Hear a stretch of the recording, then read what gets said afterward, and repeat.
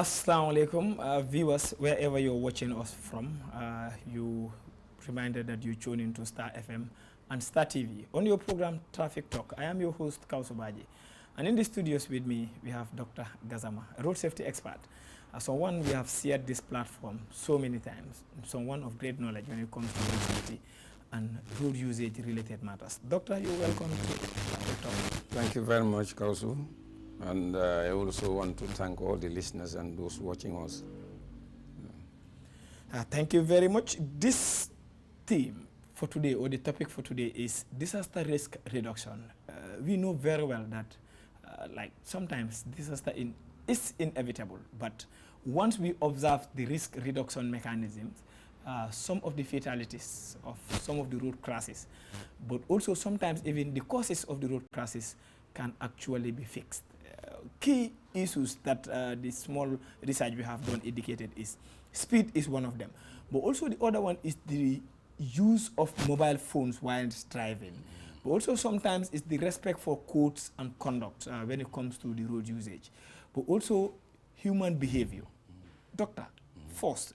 we will want you to take us through a brief understanding of when we said disaster risk reduction on road safety. What are we talking about? Thank you very much. I think this is a very, very important question. Let's unpack this. First, what is disaster? You ask yourself. This is a big, it's a whole, you have disaster and risk, and disaster risk reduction. So let's ask ourselves, what is a disaster? Disaster is definitely, well, if you read the literature or whatever, there are many definitions. But when it comes to, just to give a summary, it's an adverse event that is adverse, and that can really, cost lives. It can cause, losses in terms of life, economy, environment, you name them. So it's an advance. So it's something that is detrimental. Absolutely. That's what we call a disaster. Now, disaster risk reduction, certainly the word explains itself, is all about, it's a holistic. If you look at the definition now, you look at it's a holistic approach, or what we call process, that you apply to, first of all, you prevent disasters from occurring, or and also at the same time, those that are already occurring, you reduce their impact, and those impacts can be life, impact in terms of cost of life, loss of life, in terms of economic loss, environmental pollution, you name them. So it's all about this. So disaster risk reduction, that's the general, definition. Yeah. But now we want to apply it to the road safety, because you have to also come. Absolutely. When you talk about disaster risk reduction, what goes into your mind is about emergencies. Yes. There are emergencies, and then emergencies are, they can either be human-made or natural. Absolutely. So that's the whole thing when you talk about disaster. You talk about emergency. But there at all times, as I said, anything that will really impact on the, on lives, and is sudden, is adverse, and is also beyond, certainly is beyond the capacity to cope. That also is very important in emergency. Absolutely. You have an emergency in disaster. You have the disaster. The toll is so much that you don't have the resources to manage it. That's why government intervene when there is disaster. Disasters can be like, I'll give you an example, like maybe a flood, or drought or anything, famine, you name them. So government will keep in to support, those that are services on road safety, because when accidents occur, sometimes to move from one point to another, with the limited ambulances or in fact ambulance services in the country, it's only the government that can intervene. That can really intervene and then support, and other agencies, of course. Now that we know disaster, we know disaster risk reduction. Now let's go to how do we apply this to road safety now. Absolutely.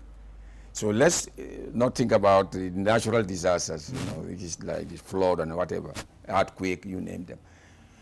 Now we are talking about looking at the definition there. What is, again, is the same thing. Yes, road safety can be a disaster, when it comes out of proportion,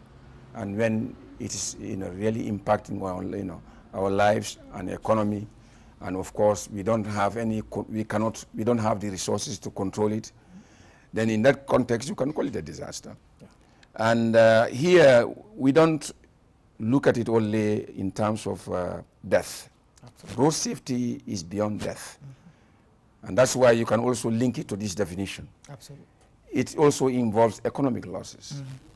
And that's why, according to WHO, the experts, they say, countries lose between 1% and 3%, especially developing countries, between 1% and 3% of their GDP to road safety. And if you look at the Gambian context, according to the National Transport Policy, if you look at it, and other strategic documents of the Minister of Transport, they're talking about the Gambia losing nearly $2 billion every year, annually. That's serious. Can you imagine? Yes. Annually. Every year we are losing up to $2 billion, as a result of road traffic crashes or road traffic injuries. These are directly linked to either direct costs, indirect costs. Because if you look at it also in monetary terms, you look at it, it reduces productivity.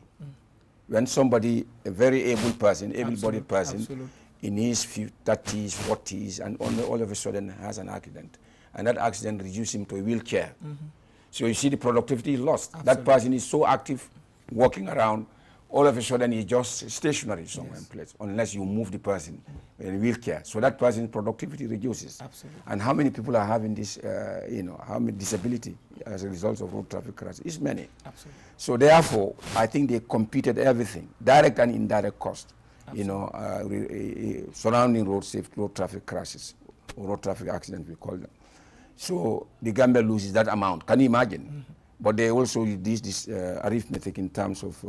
pegging it to 1.1, between 1% and 3% of our GDP. So they did all that because that's what the international literature is saying. Yeah, but these are evidential based, because a clear example is, even if one vehicle is spoiled, how much would it cost a person to maintain exactly it? How much would it cost for that period of time if it is a commercial vehicle, the amount or projected amount of revenue that will be lost? But also the productivity of the person, the treatment, all the factors. You name them. So these are issues that is evidence based, if not in the smaller margin. So you see, this is why people should not joke with road safety. Absolutely. We are talking about the number of deaths all the time, but that's not enough, because road safety also will help us, reduce even the property damage. Yes. Your car is damaged, maybe you have these poles, I understand they are very expensive. You see them, because they are knocked by vehicles. How much is government losing? Because a lot of money has been spent on those things. So it's also property. You are losing property. Absolutely. So if you look at that, all together is disastrous. You can call it a disaster. Absolutely. And then of course it's a specific dimension of disaster, simply because 95% of this can be prevented. It's unlike natural disasters. Absolutely. 95% of them are all preventable because of human error. Okay. So now we would look at something very important before we shift to the local language. You've mentioned a better understanding of what disaster risk reduction is. Economically, we understand the loss, but if average drivers understood this, and now when driving, they put it into perspective and context, economically, how impactful that will be to the Gambia as a country, but also to the sub-region? It's very important. Like I said, you are going to reduce that loss, economic loss. Because if you have only a few cases of accidents on our roads, suddenly you will only have few patients in the hospital.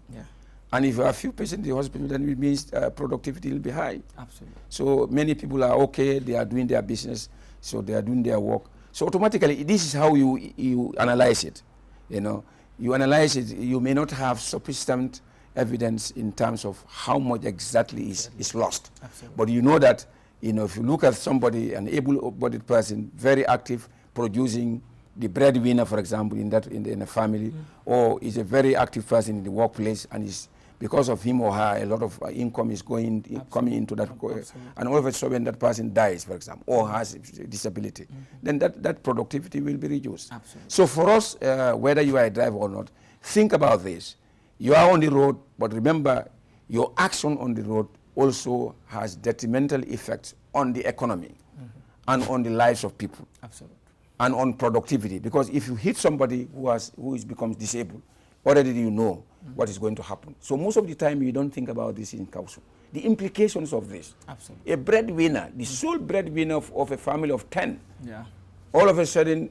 maybe not perish, but he is disabled, he cannot do anything. Absolutely. Can you imagine now? Yeah. You are now going to increase hunger. The emotional trauma. Emotional trauma, the person psychological trauma, all these things. You know, you are going to have a lot of, it's going to have a lot of impact on that family. Absolutely. Poverty will increase in that family. Yeah. They might even be reduced to begging. Absolutely. All these things. So if they are going to school, what happens? So all these things you narrow down. And if you don't go to school, you also productivity reduces. Absolutely. So this is how you look at holistically. Once you understand it this way, in this perspective, definitely you'll be careful on the road. Indeed. Dr. Komwa Fonyamin kacha nyinku mayatale mi ya lonko wolon kacha ko mo minti bi wolom angalel kam foko disaster risk reduction ninko disaster risk reduction wolon kaje ko ning alandaro be kala wala mi ya lonko wolom accident o ko jamal ka fon nyami wala mi ya lonko wolom mantoro be kala nyanta jibe la nse munekeno pour kaje ko wolom mantoro nyinna impact ala woyatala pour mol mi ya lonko wala nyanta batala wala batar fengo mi ya lonko wala nyanta taraje woyatala andum woketa fe mi ya lonko akumayata bari ninko tani na wala road safety aketa kumi ya lonko amanke damma ka moto borinde dammati amanke damrong mol mi ya lonko wala ka jundi bod moto fongo al halo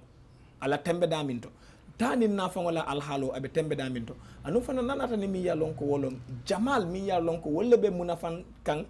imma tanin na nyin na karola wala fana mimbe munafan kan mi ya lonko wolon tanin na nyin na soto bulolto wal mumé dabi jele so nin ko mi ya lonko wolon disaster risk reduction mais lafla drong pour ka fasare ni mi ya lonko wolon maneka kan wala pour jamal ya fahamu munem disaster risk reduction abaraka baka kawsu ngamen fo angale count wala disaster angale count wala munem disaster wala masiboti don mi ya lonko asi mo ni asi tuno jele asi ndandango tiñanole asi fanko fana nasinole asi fenjama nasinole andunga keta wati la anata ka nyame me alon ko ay bulu ay mul buldanne te fennol si le kato keno barita be ita tembeni la foye makoro nyini bantala wala disaster wala nan alandaro be jele kamen kamo ngol moyle bal do fana be je disaster do be je hada badi fo wala ko wak absolutely akabo hada badi fo wala bala bari comme bayre moto accident mo mem foten o ko bodo hada badi wala moto de da hada badi wala ka moto borinde yo sayin moto o wala masi bo sifate o manka alan darete alan da fam fe ala lade da bare ala e hakilol dinna pour nsi fam muna fan nola ka tankaroke bay ni ajibe nga mena accident ni ajibe ni akudete keme tankonto ni lul accident keme accident tankonto ni lulbe aka sun hadaba din wala mistake wala absolutely ima ka nyama siloka fende bije mi yalo fende bije imam fenke ima nyanda bara la mene make o mistake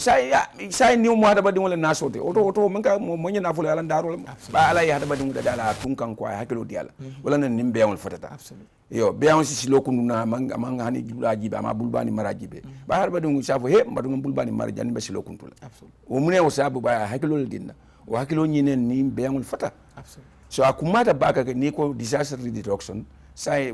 mune risk mune bati nanombe accident sotla mune sin nanon accident wala risk yo o risk nyenten wala fane fenjamala fudi fana nada hadaba din wala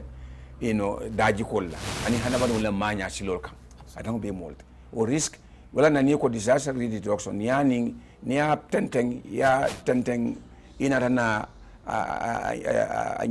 inyata na ako ya gindi road safety kan fen jamal ba kunna to nin ko folo road safety mu disaster to nyala mo ba risk reduction mu ne bat na o risk ni mo sat na men sat na no ye accident so do mo o so tala no nyadi absolutely woto nyim fane bunda balfe bayen ko hada badin wala ka fenke hada badin wala mistake wala nin kema tan kon den dula femba bi mo hada badin wala mistake sai mu ne ko sabu mu risle boto woto mo fana daji kol natanda o folo be je mi alon ko yemem fu ni na risk fana to hada badin e ka mun risk danger ni wala mi alon ko fen men si dunno accident to fen jamala be ngana hada badin wota folo do ite ka mu nek ite mu drive woto folo ye doloming dolo mu risk let risk factor is alcohol consumption Absolutely. ga ni doloming ite tare fambul an driver dum ni o man tara fambul mashi bola mota itle ka tara moto bulde kawsu moto buga tare tare wallahi sa ite be sidi mbalto do bare itle be moto bul ay samba dawda wala ay memmen moto ye memmen ka wala nyanta kal ba ite de fambul absolutely to kummata baka an nata korosiro duniya bel jate ken da idande ko fenja accident jama binar ko 25% wala minsta 20 to 25% o de ka sun duniya tonkon nado do mol ka faile fa bu ka sun accident wala accident me alon ko mole a mari le dolo min wala tinna dolo min wala a sabo to kummata baka o mu risk factor dolte yo ina tukun mobile phone it walo kame distracted driving absolutely o distracted driving wala mu sondamen iman sondoma man tar sabatri be driver la sonno be chawri sonno be chawri be driver absolutely o de o kakuyata baka o fanan mune bol kono o fanan mune fudi telephone fanan bol kono le absolutely sa jamano la nun to nun telephone te keri sa jamano la molbe ibe moto boren le be telephone be bulu ibe telephone la sa ko be dialing texting in fact sometimes SMS reading SMS reading social media ako kalam dong iko mara message nat ibo jibela ite yalo te silo nyaato jibela ni me nyaato jibe ni isi masi boga ayde moto ite tampum wala moto tampum wala fen tampum o basic en wala auto fen distracted driving wala boye mem fudi comme nga fo nyame ni isondo mo ika fen ke fe melon ko am isondo mo sabatin no siloka mobile phone o boko non anun fanan musical ni fengol ko tangol boko na anin kacha ko yalo hada badum hani domorol fon distraction nam domoro ni ba isi lono ita lo pake badi ni hakilo kuma bak ni hakilo be manka e kanyina dolale so e bayile na o ni moto e borndila driver e men kan wala amanyina distract la du ko da domoro landi jana follow telephone landi jana follow mobile phone anin texting landi jana follow kacha kuma ba sako foye kaka foye ima kenyalo ima dukare ngol landi moto alinga pasasol fana mealon ko be moto kono fana si hakil to kon lafta kana jeli to because nga mole je mi yalon ko e ka ni moto ndingol mi yalon ko don tricycle we had a topic on that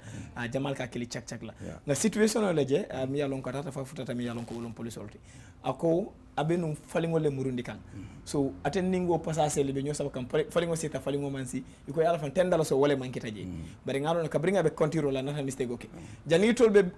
nyo fahamola atata ka seng modo la moto la ando moto expensive ta so ko nyim tata foka fota police mi yalon ko wolon $10 so la sababu wonata ka maintenance cost dati atela masimato mi yalon ko wolon tukti anata ka fanan ka mantor do nati nang modo la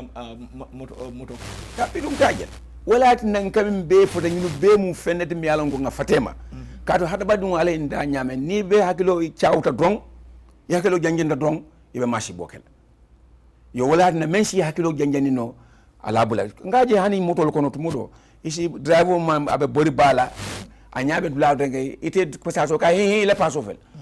a komurten a muta falingo be yetu a ko jimi kadu ka boxo tan ka jole ke ko jimi ye ko do konti jete ite bol yow o marchi bo jibe o driver dum ba bor bala and moto la RPM rotation per minute ak amanke ko singoti moto le tariata singoti bake beteke bare fanan mi ya lon ko wolom within 3 seconds moto se bono point A ay futa point C wala na ni accident men beke seconds non lam don hada badungo moto taria batal yemem fo hada badungo la dida bara taria hada badungo tibake yo driver le mistake ko 1 minute o masi bolati absolutely ni accident men beke ja be less than 1 minute seconds don nam masi bokata ye mistake ndinga do ikran don param yemem fo don 3-4 seconds ye masi boke absolutely oton si hakiltu ko nimbe mi moto borndila du kare nga hakiltu ngawdul belege men siat nan sundo moy ciaw be bondo kono ali nga bula absolutely ba ni ma bula ibe terra moto la bulu be masi bokelal ite terra moto borndila ba man ngo ite borla ite yebe borole be kumbal nga nyala hani yalla to non absolutely ibe lola le kumbal nga nya ba ibe borole ko be kumbal nga nya kawsu do ko na I remember in the days of youth parliament denkiri do bi nka fo ko kuro ni pasiro tita kuro ni pasiro tita nyol fo klinke ye do bula je fo le do ke yibe kara nyola de absolutely because ni won den fero le be kandila kambi na mantoro do na akuma yata kal hacido bulandi ko programme min jibe wala kala may radio to wala mi yalon ko wolon traffic talk minul ye bulo du nji wala mi yalon ko wolon front star driving school nimmo mo lafte dablo la nyim programme to donc isen kilinole 778-7776 drone ni lafte dablo la nyim programme to fatale nga setan ce programme bi wala diko deglu ci radio bi di traffic talk comme niñ ko dé waxé tay ñi ngi fas ene waxtane topic bi nga xamantene topic bu am solo la moy lan disaster risk reduction ci kalamay anglais suñu disaster risk reduction moy jafé-jafé xam nañ ne mënta ñaaka waaye naka lañ mën a def bi nga xamante ne dinañu wàññi ba impact su amee jafe-jafe su amee loro bi du bëri wante tamit wàññi lu nekk di sabab lu sax li nga xamante ne moom mooy jafe-jafe bi comme niñ ko waxee lu mënta ñàkk su amee faawul mu am la waaye su fekkee ne mun nañ koo fanxa kon nañ leen ko fanxa loolu moo gën parce que ñàkk koo fanxa mun naa jur yu bari benn ci li nga xamante ne léegi nii docteur Gassama dégg nañ ko comme ni ma ko waxee si dooren bi ci kaalamay angale moom nag ku fasaala ci wàllu li nga xamante ne moom mooy kaaraange dem ak ñëw angale di ko ooyee road safety mu ne benn ci li nga xamante ne moom mooy suñ ne disaster risk reduction mooy lan mooy li nga xamante ne moom mooy disaster mooy li nga xamante ne moom mooy jafe-jafe ba nan lañ mun a def pour wàññi risque yu si involve léegi ñun jot nañ see jàng parce que wax nañ ne benn ci yi nga xamante ne moom mooy su fekkee nit ki dem nga ba di waaj pour éeg ci moto pour war ko yow mii nit bi nga xamante ne yow yaa ko war a war si boppam waruloo nekk ci coobare li nga xamante ne moom mooy ndax sàngara la wala benn form of substance bi nga xamante ne mun naa génnee nit ki ak sagom mu ne driver mooy ku ànd ak sagom waaye soo driver àndut ak sagom kon kooku mu ngi ci njégali li nga xamante ne moom mooy moto bi waaye moto bi nekkut ci moom doxalam parce que nit ku mandi wala ku nekk ci ki nga xamante ne moom mooy substance bi nga xamante ne sàngara la wala yeneen xeeti drogue yi nga xamante ne ñoom ñoo am léegi comme ni ñu ko dee waxee gaaw ak yooyu yëpp kooku moom li moo gis rek xaaral ma dem léegi ñëw léegi waaye ndax dina respect rules yi du ko bàyyi xel bu beneen mbir bi nga xamante ne si kanam tuuti nañ ko laajte docteur bara ñu ibi line si wala gannaaw ibi nañ line si ok ñu jàllale rek suñu jëlee kool mooy su fekkee ne nit ki dem na ba nga xamante ne dafa gumintu wala mu bugg a nelaw ba pare nelawut mu ngi sonna ndax loolu tamit mun naa asi jafe-jafe yooyu yëpp dinañ ko laajte docteur ñu gën see yaatal waaye ku bugg a bokk si programme bi mun nga ñëw kool si 778-7776 docteur nga mi yalon ko wolom substance ko fole wolom mi yalon ko comme sirama fengolti bare fanan sino natural kolom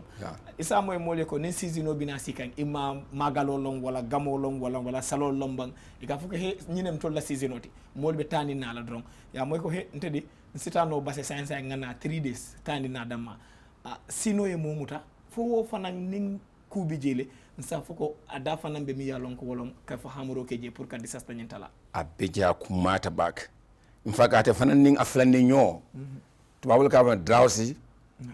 and fatigue absolutely afanam fulani nyobe jim fulam fulo sino bela jinko bela ti yalon ko batata kendek ani sino bela ani batata fanam bake davo ko batata abonnam basi anata ite boss din kraindo e kay mu lato tukun ako afon ya daila ko batata dukara davo bula rs absolutely ako sino bala tukun abatata ndung aman sino sutuna nyama dukara abulat ay fata baro makanama absolutely yo ñu be mu fene de miyalon ko wala nan ka fo mba risk factor be do man ba ko de tekan yo hada ba dum fon le Kenya yinte folo ni sino bela jinko bela ifata imanya nak ifam forcer la kadu su modo mulka ifan ke fan do ko ndi bakel absolutely ite suto ni klobe do ko kawso ko latal nga ko xale ibe mburaw men no mateng asna kashara ilo jinko asile ile karkin do ko betinya absolutely yemen be la nyokan ile jinko ro no jinko nyin dos amam 1 minute si ye masibo ke o masibo nyin sta o se sia o masibo le jawya se sie ile karkin do ko te absolutely ali nga geji be mbadi ngol uta mana fasoto ni batata dukare tengu e harjo menti ibo sotlale yar jo men kamendi to sotla yo ale bulo kayndi men fe wala o muta bari kana fam forcé kadu ibe sutoni tlo ko be sutoni tlo be dokol lam de an wala problem moti absolutely me alon ko gafa fatigue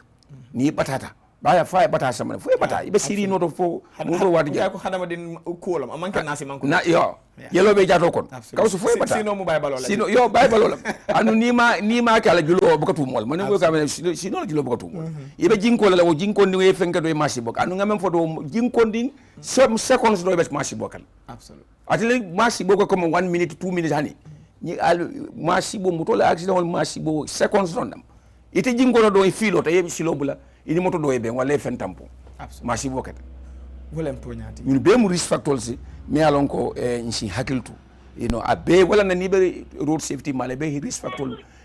femeng siat na si accident ke be fo be ma allo assalamu alaykum ite kilim male kilim ko la soto allo assalamu alaykum allo assalamu alaykum be moy kan la moy nin telephone wala donc deglo ñu ci telephone bi you can listen to us through your phone okay ko hade alla ka kuma da bak abaraka bake baba e ben kilika min tole mbe asuli kan ko tule assessment mapa okay ngeji ya programme bari nake wala men fo kan tay billahi ala ka kuma da bak abaraka ndefo nin to da mamu ku kare kipite ya ke duwa okay tale ajam den de ke kanje ale men ko ade ka se ko no buka kan won min da buka ko minute tonya ade ka se ko no le yo intella nay ko de din drive ni din mere drive ha ite fon di andi ko mo ko ni ka je mo ikan ko kat ko ni de sira le ko e ma ha de sometimes simbolo ko silo ka ba silo ka walla ala be sira jama bi ni ni de ko ka ko kat ni de sira ni absolute bari sometimes mo ko man ta mo ko lo clare am dal di ka diale ko ko mo ko absolute alun la men fana ni ngal ni dun to mo ko ne na paso jo ha yedda fo jabe kulu plia tega ha e ko be diam da ko apra be ala ko do mur ndama yi da fo ayo ra ba ma wara so absolute yo ni wo fan ko de mal ko ko la ni ma ke ba pa di ni ya pilote le ba nga ko do de ta ke kan ta to ko na ja wolem ni si ñol do di nga Sénégal do di ali Nigeria rek ba ke kan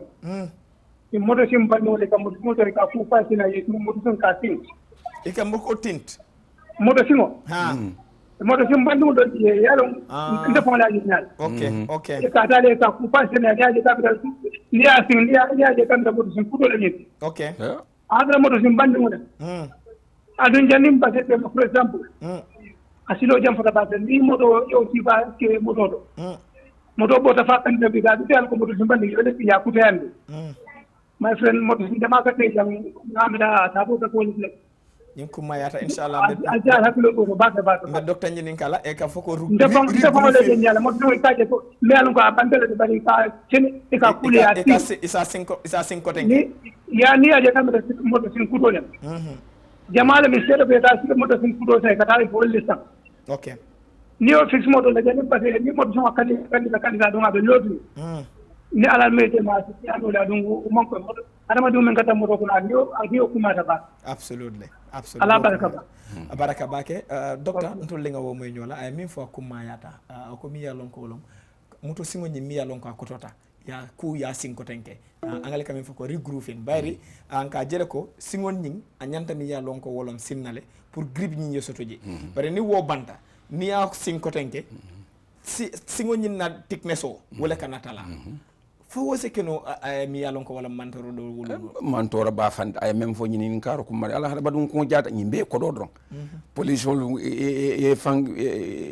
la pour la police wala ibam état marché wuk absolument yo akumata baga muto singo yadi da nyamen wala na ni muto singo muto kumata baga ni sako singo muto le ka singo la ka muto samba moto jita ni nyar nyaw ni sinta la tano absolument yo singo nyim fanan ale hapule bala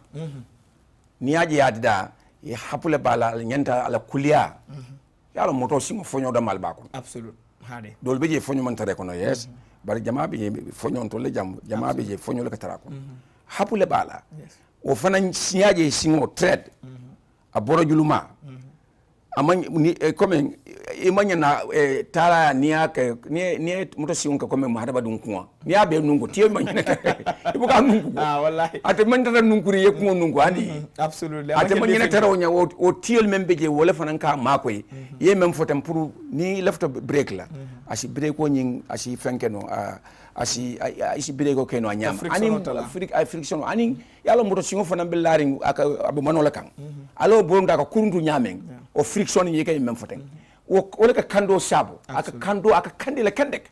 sa nim fente je dum kunti nyomembe je wala ka tina wala ke makoy banni o kunti nyoto je saindu masibo yo ite ko mem fe ka fere ka ye kunti nya do ke je wata nga kunyo nyim false kunti nyo absolutely hani mo ya ase mole wadi bala manke moto ate moto wadla moto tambite wadala moto ka bori nyama nim sembo men kata nabe kurundula nabe kurundula fa min taki manoka ani off road fongo wol fonang bi jele because ya jele moto ka singo nyin kabri ya dada ika calculation jamale ke wala tina ala width wala mi yalon ko ala fano ala thickness ala rim ika wobel jibe mu yati ne ko jibe because yalon ne ko moto nyin anyanta fende dun la so wala tina ika jele ko wol mumi fang ika safeje mi yalon ko ya dada min tumale munem ala mi yalon ko wolom singo nyin na size ti munem mi yalon ko wolom ala width wala ala diameter ti wol be nyanta jibe la momo lafte dabro la nyim programme oto isen kilino le 778 7776 778 7776 docteur mbina kudo jibe la mi yalon ko fanan sante nyinin karla nyin wala kola nyin ya fole andum akuma yata naketa kola do mandum control nin kol do dun talen sa wojiyano okay akamunta ko kola do mandum wala mi yalon ko wala nanata ni tanin na la karola isa moya ku jibe dron bayre sa foko okay nkata jannim basele bare polisol bijele sa nimba nyin camouflage wolom ka fenyarandi aka munta ko fenti bara manke woti andu wol fanan sainteng aka siale isa moje ay singo talefo wolon ka singo ku ay kendea bare isa moje hani mi yalon ko wolon fire extinguisher aya kemoto kono yala fan hani gasi kelentije amman fen soto nim man masi boy natake ate fen soto la mi yalon ko wole ba mutala ay mi yalon ko wolom spare tire kiji fonyo table wala spare tire nyinte moto dum wala nim problème wonata yewo jeñadil wala nan ko ni nga même maten programme burdo lam ci danin jari nabe ñola yalla ko risk factor la fondam sa o risk factor be bayimbe hada badum fongo jaato hada badum ka mu nek aka mu nek min sa na accident soto bari ni o bari nga domandi mawto ko dolom mi ngani fen ko ten bari speed fana minawto bari moto fongo jaato fon o fana nyende terra baye yo nyeme fu moto singo yinte bari moto fana moto fana mu risk factor moto fana ni amanta nyama siloka moto kuranto moto man sa abalo man saha ko men hada badum abe fana masi bolti hani si driving no nyawnyang moto be bulu moto e ello soto moto e problem soto do ko nata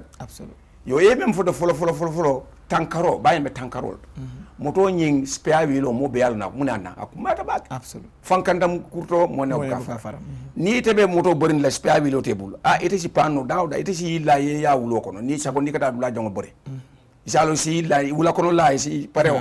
absolutely bayi si da wati do si da pani wulo kono suto be jang suto ti jang problem le be joron bola min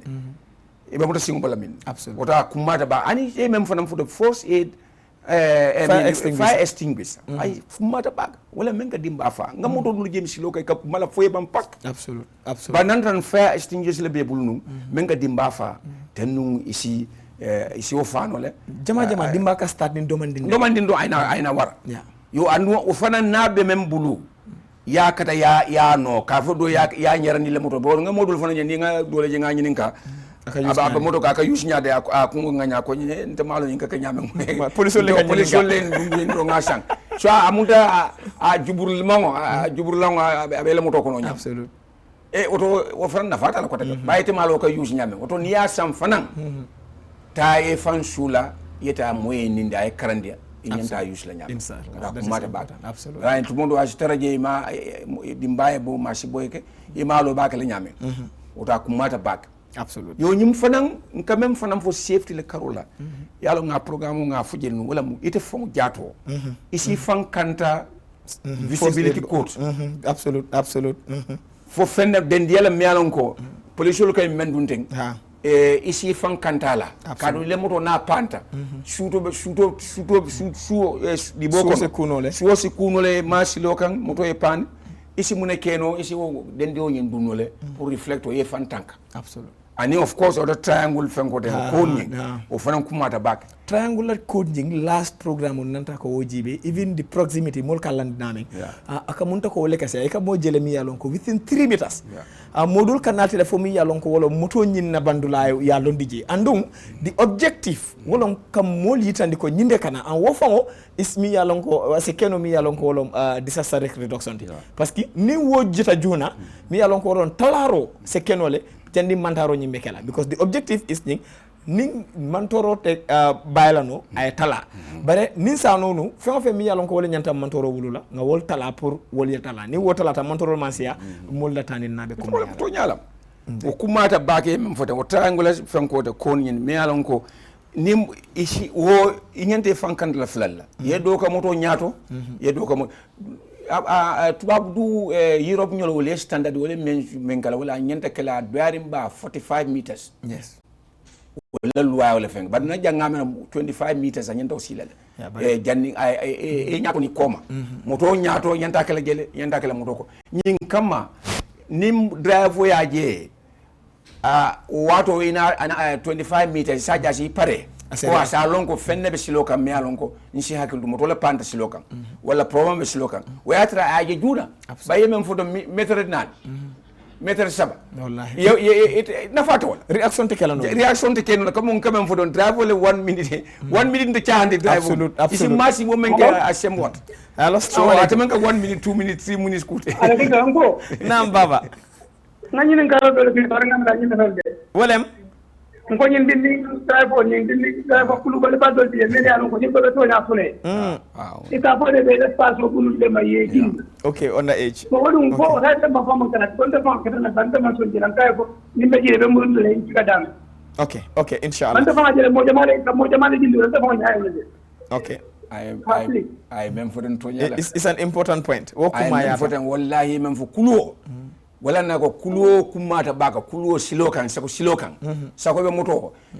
kulo kumata baka na mera wo be hada be o men ko le kulo ya kenya lam kulo danta damen kulo ile kulo nya wole o sabu katu ko fam drive nyom nte drive respect nyamen katu drive inio alta ko le ni batle bul wallahi ite drive mom fanange alta ko la mol ni betle bul ti nyande auto ite genta kala famma jila balti wallahi ima nyana kala mo sarati ima nyana kala mo kolente inyanta sondo moy tanku ye hakilitu absolute mol be ni nyanto mo belen nyanto mo bare drive la fon le nyanto tambita modul tal ndol moko tan tal wo kumayata andum ay mimma wo kumayata bayri ni modun tamoto kono aka munta ko ye contrat ko le sign andu ni moy ko nkata for example tabokoto ka bo Westfield ikaya ko okay sonta wo modun tamoto kono nal mam futa tabokoto fengo fe min keta in between as a keno breach of contract angale kangoto andu ninko breach of contract wolom contract ko nyi mole hello natiji andu lafta bo abolaji andu ningo keta imma mi yalon ko wolon compensation o leke wala aliya contract ko terminate andu munebe contract ko terminate no la wolom imma ya mari murundi al datita dami wala ya samba mi yalon ko because ni wo jita dula be dulato amanna moto soto ala mantorolom so nyanta wol jibe la but comme yemin for all those issues are behavioral problems hadama dingol la mañalom bare ala ko tonya mo mi yalon ko hadi mansa mi yalon ko president olom na bo lafta ka bo dulato kata dulato do driver le ka samba woto driver mu kemfe mi yalon ko kumayata driver nyanta bunya driver nyanta ka fam bunya bare mi ya lonko wolom nin driver man alfal bunya mantoro le kake nin driver ma fam bunya mantoro le kake akumayata 778-7776 kal hacilo blandi ko alka programme min jibe wala ka lamoy wala mi yalon ko wolom traffic talk minul ya sponsor wala mi yalon ko wolom Front Star Driving School woto nga lonne ko itol fanan mu nyantongol leti nanata mi yalon ko ka mol karandi ka ku kendo ke nanata ni mi yalon ko wolon tani nala karo woto momo lafta ke la dindingo wala ila muso wala momo lafta ka motoning wala yemole lo mi yalon ka lafta ka motoning alta Westfield mi yalon ko wolom Front Star Driving School ibijele wala ye kili ila nombalto comme alkaji screen to nyaming inshallah nan lafta pour kamutoning pour ay koyma Front Star Driving School is the best doctor mi ya lonko wolom wato binan jamfala we have about 6-7 more minutes jandim bitala but mbe lafla fanan ka nyindo fanan jibi nanata ni mi ya lonko wolom disaster risk reduction ning masi bo keta faka pare ntol la jamma fongola mbuka mi ya lonko wala picking points ambulance service mbuka abuka siya bake isam moje mantoro yake ya dundi moto kono iba lifting mi ya lonko ibe wo mari bondino la nyami on the ground na keta moto le ya hit wala masima wala fengoti fa boyta mbuka mol karandi ise wo mo bondino la nyami andu nimma wo karang mantor masi bole kake andu aka lafale bari moto ye mo hit wala ya tampon a boyta bare tumando bato kubiro wala katiro wala fengo fe mimketa amanjaw ya bake bare mutari nya ka dundi moto kono wobe kelano nyaadile wol fana nyanta ka ninna sako ni mo keta drive oti wala mo mi yalon ko apparentelom ala tanin naka siya silokan a nyanta wol sifa ninnale bari wolle be mi yalon ko lo mantoro nyin talala what's your take mune mi la to nyala nyimu lalte mi yalon ko na dan kula na sula kula fana men be road safety bundado mo belamu wala ne ka men post crash ning accident keta sa ite ba mu nek la mu iba mu kala men ko mari dema mi yalon ko accident soto absolutely janna hôpital hôpital woto akumata baake jemu fenet mi yalon ko njikita kulbe falin kanne kadu ngalon ko nga programme jamal ken red cross nyolu e ka kele ka mol karandi yo national roads authority fanani minister of transport ye programme lu kata sensitization kata mol kala mutandi karam multi aning fanko santol to e ka programme soto ka e ka nyin sifal mol karandi nyin sifal bari ngalon ko o mu ko le melan ko nga ya dati ne sain don bara nyanda akono nyanda fanale absolutely akumata baka ngayin lonko hada badum ni ko traffic accident ke de nyala te nyanda munekela yalla jama jam mol ka piwle absolutely imalo be menkela yo akumata baka ni moy accident soto te nyanda mala nyamem foye karang foya duman ni shoote absolutely ban men kumata baka hada badum jamal saya sato fonka sun janni ka fta loptana ni docteur bo lod line do to mondo asi keno nala wato men si asi kana bari jama be je janni ka fta loptana do ke dangu man soma fende fo mol ke ka mo bondi moto kono ko lo yiro yala ni ala wala glade yemem fo kato man ga ba bayte ya sabata nyame ya do juranti absolute ya kumata bak ani momembe yelo benda be bleeding na be yelo bula bala o kumata bak mba yelo mba kala nyame yo anun e ka mol fona mako comme ni momendi ki wala na ka mina force aid is very important it's important e kay nen ka jada beta na force aid lam mako follow iba mu ne mako follow kala janning iba abfta loptano bay docteur Bolt oto men kumata o line to wala mo nyanta fahamuro kala je bak bar mu nyanta mu ne kel wala folo ite alon ko hada badungu mbe man kanya londola mbe man kanya kese yala bar men kumata bayri man londi sudu je nyawnya isi hakiltu moltu me alon ko ibe deterim back nambal si call nola o nambal ngami be jele hade o number call ibe daw number call tumando bo mo yaba emergency daw be dan ko lemale absolutely yo ningal si mako ro ko ete kilimbe je kilinte je mo do be bala je alsi nyo de manole aliyo mari ska kuke okay inshallah ngani kolata weke last kolati hello assalamu alaikum hello wa alaikum salam hello wa alaikum salam be moy kan e kan keli min tole ala baraka bakatu le tam ben kili kam min tole kolo li nge jiya programme to ni mbare sen la moy non telephone la dron be moy kan inshallah o mbe moy kan nu na keta dron lafta dun la kotenke sen call nole comme nga fo nyamen dron 778 7776 778 7776 ndien call dron sen la moy non telephone la dron nim wonten nga muruna mi ya lonko wala programme to okay hello assalamu alaikum hello okay akamunta ko control room saying alse call nyin mutale follow drong ngeen tel ñu call si until another program because also waxtu xoj nañu but doctor ibenu min fokan akuma yata bake bayri emergency number bi jeri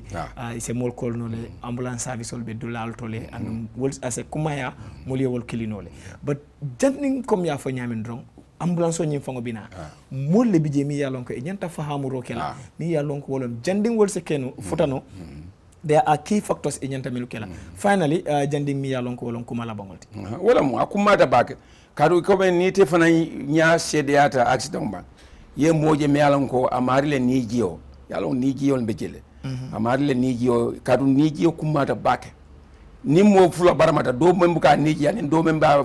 faka ngunta be sila woni do man killing absolute oto tele etete keno la iman ka docteur to yando ite keno la ite docteur la place talo la ba ite si men keno men si o mari ma ko eno pour asi ni jino o fana be jele absolute ye o mol nyanda karnd la wala to ay fam kendek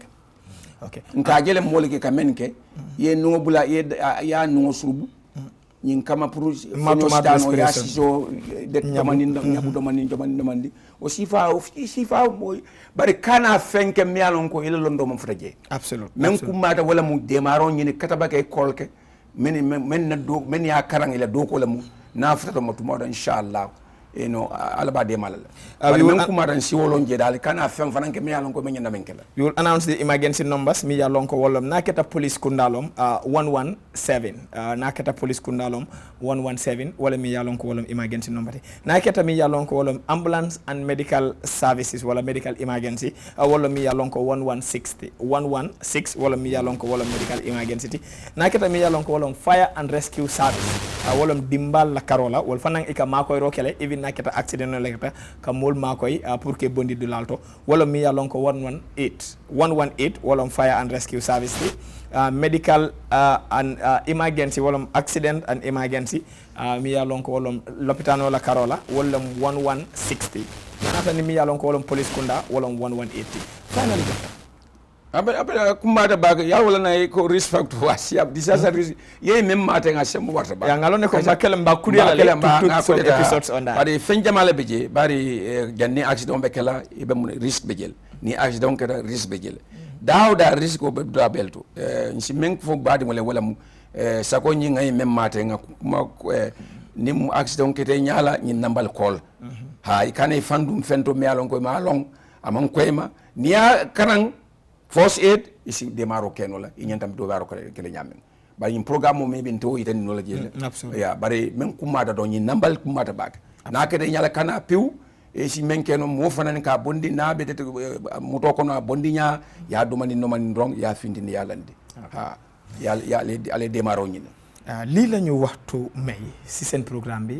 di comme niñ ko di waxee jaajëfal ñi nga xamante ne ñoom ñooy Front Star Driving School si liñ def seen loxo tamit si programme bi jaajëfal ki nga xamante ne moom mooy docteur Gassama tamit si yaatal bi ak xam-xam bi ak leeral bi nga xamante ne moom la ñu dee assuré every time jaajëfal li nga xamante ne moom mooy technical team bi jox leen dox daje beneen week su soobee borom bi until we come your way drive safe and then be responsible enough on the highway the life you save might be yours I am Kausu Baji until we come your way next time bye bye